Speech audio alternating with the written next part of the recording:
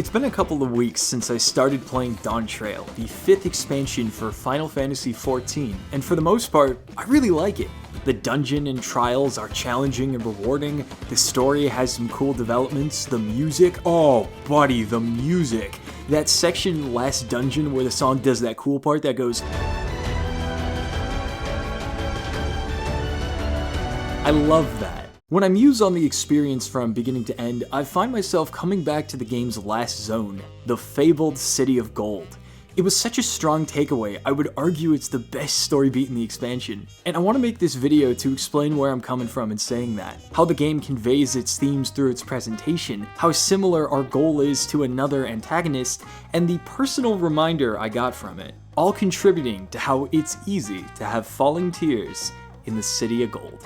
With the nature of this subject, spoilers will be spread throughout this video, like jam across toast, so watch at your discretion. But if you decide to continue without playing this game, I admire your zest. Enjoy.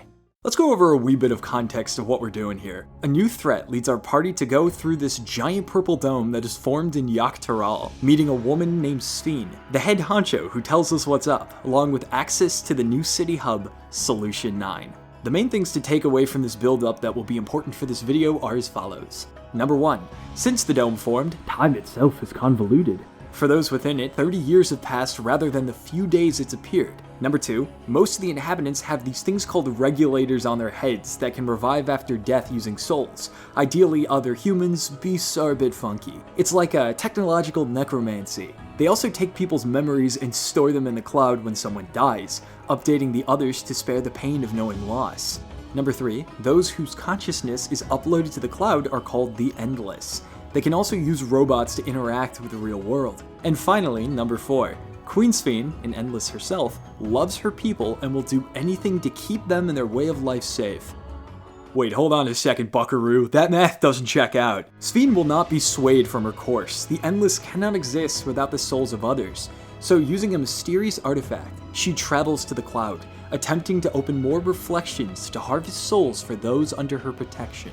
A smaller group of the party members, including the Warrior of Light, travel into the cloud, bringing us to the living memory, also known as the City of Gold. That is the context for why we're here. There is a world outside of this that needs us to preserve it. That objective is to shut down the terminals scattered across the zone. The living memory is a place of bittersweetness and the game knows it.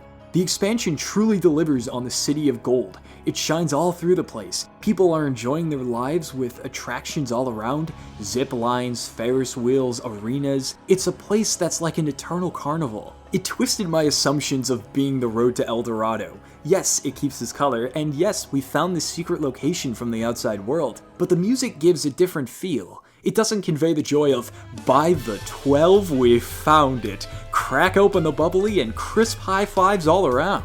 It doesn't have that jazzy playfulness like Tuliyollal in the morning. You instead are welcomed with this.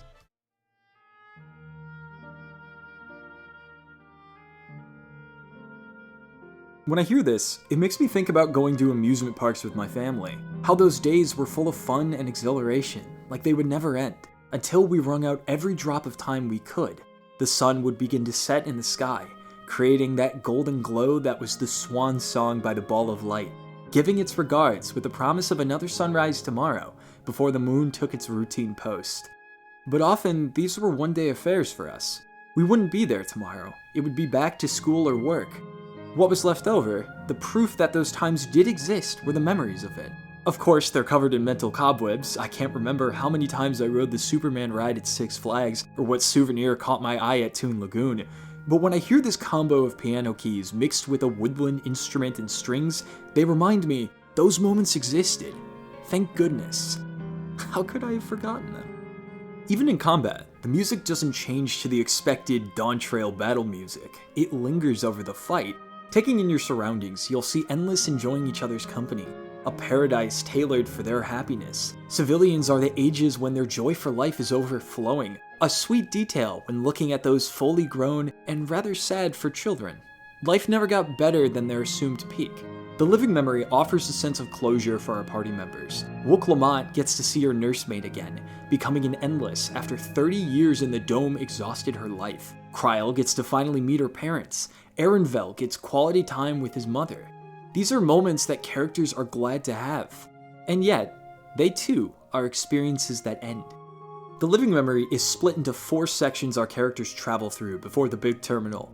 Each one has a cool, unique look, from Canal Town to an actual amusement park, a volcano, and beautiful greenery.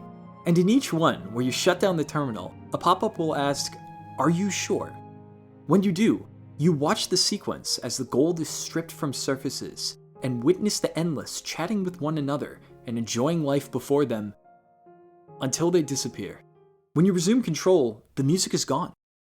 All that's left is the vague gist of what it was. This structure and presentation really got me by making it an active choice, one that reflects its loss not just through its dialogue, but through the features of how you engage with it. That's brilliant! This is something I love about video games as a medium of storytelling. We can watch a character experience loss through film, see the pain on their face or how it's shot. In books, we can get an intimate account of a character, the mental play-by-play of what they've experienced up there. But with video games, the way we actively engage with them can be a unique flourish to the experience. I think Dawntrail has a habit of being repetitive with its conversations, characters saying the same thing over and over.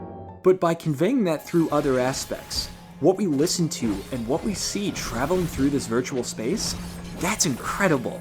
This is what hooked me and got me playing around with concepts and ideas about this place. The shots I keep thinking about when the sections go down is how most of the people are just going about their day without a care, sharing their time in bliss, and then gone. With the exception of the Endless relating to our party, they don't know what's going to happen. A character could be enjoying a frozen confection, and then they don't exist. I find that chilling. Not in the "this makes me uncomfortable so it's bad" sort of way, rather the kind that makes me reflect and ask questions that could be seen as quite foolish. Such as this one. Our party will talk about how the Endless are a mimicry of those they pretend to be. They aren't truly alive. But where have I heard that reasoning before? Case in point, I do not consider you to be truly alive, ergo I will not be guilty of murder if I kill you. Ah, Mr. Selk, we meet again. I feel a lot of interesting ideas can be traced back to this fellow right here. Emmett is a charismatic example of moral relativism. By his own logic and culture, he followed a path that he saw as good, justified even, to bring his people back to life after the calamity that wiped out his civilization. When the Ascians were introduced, they come across as straightforward villains we need to stop. Yet with Emmett, Selk, and Shadowbringers, he does something no other of his kind has done before.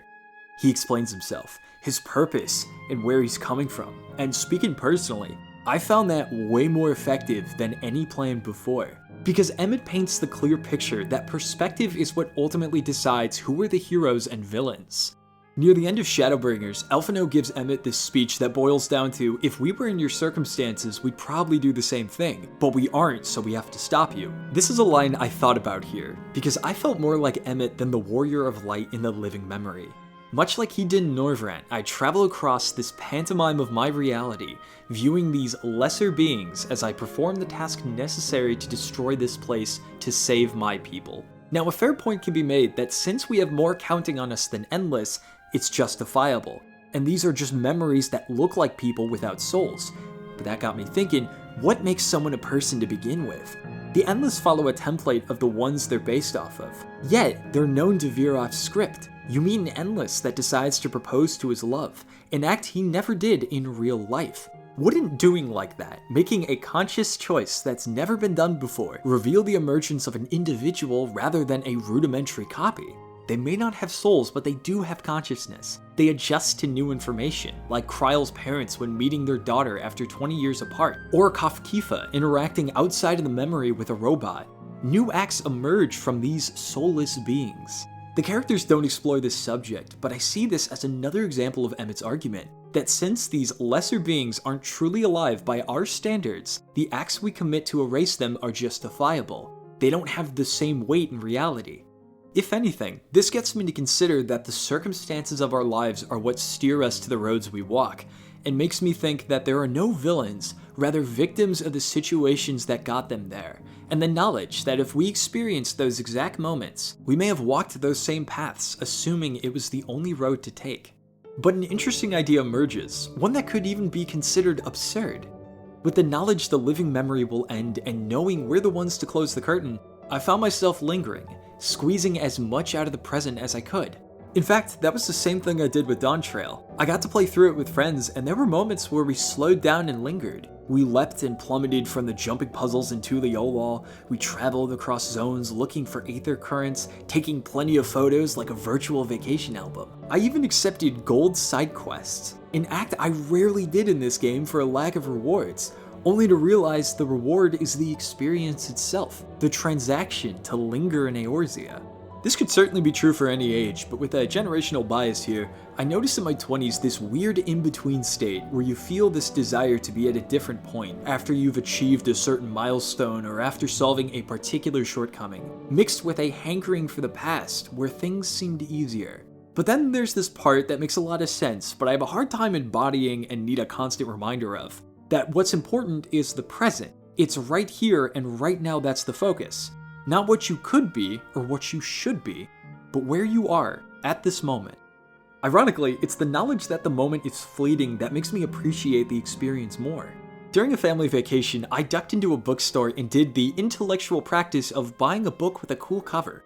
My choice was The Sheltering Sky by Paul Bowles, following Americans across North Africa after the events of World War II, adrift and lacking purpose.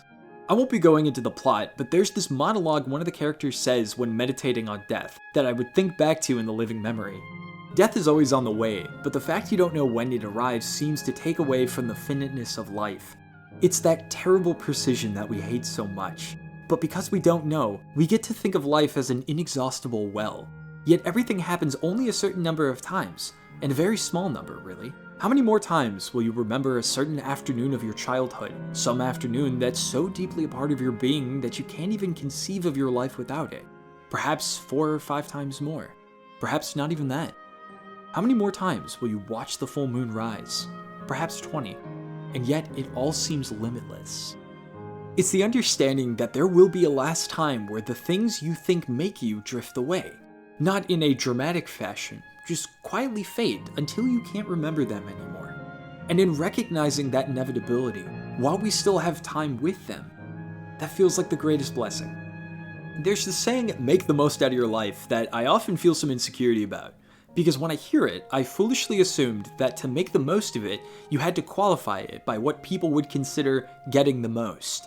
But I'm considering that the saying, making the most of your life, is another way of articulating to savor the moment, the sensation of where you are now and to engage with what's in front of you, not so much what others are engaging with. To put it another way, let's say you're at a swimming pool. The person in front of you pairs a flip with a graceful plunge off the diving board into the pool of life, and then you try, belly flopping in the water. Yeah, there were some admirable bits about the other person's dive. Maybe they're rocking a cool Speedo or bikini. Maybe they had diving lessons from a coach and it shows. But look at it like this. Regardless of how you got there, you're both in the pool. We all are going to have different things we consider to be meaningful in our lives. Same with figuring out when we need to shake things up to keep it fresh. But I think we can all agree that to get the most out of this is to embrace the imperfections and savor the experience right in front of us. They may not be ideal, in fact they may be difficult, sucky, or scary. The lights shut off and the gold around us is stripped. We may second guess our choices, questioning the path that lies before us. Yet there is no other to follow. The winding journey with valleys of highs and lows marches ever forward. Take in the sights, savor the smells, wring the most out of your particular circumstances, and don't be disheartened to experiment with what that means. And as another walking the trail, our roads lining up at this beautiful moment, what a crazy coincidence. Here's a reminder, savor the struggle and enjoy the ride. We're all gonna make it. The City of Gold is such an achievement that if I were truly the Warrior of Light, tears would be flowing, both at its bittersweet beauty and the majesty at how beautiful the ride has been, along with a reminder to savor the steps in my own life as I get my character from place to place, because in one moment, I feel it all. And the next. Thank you for watching.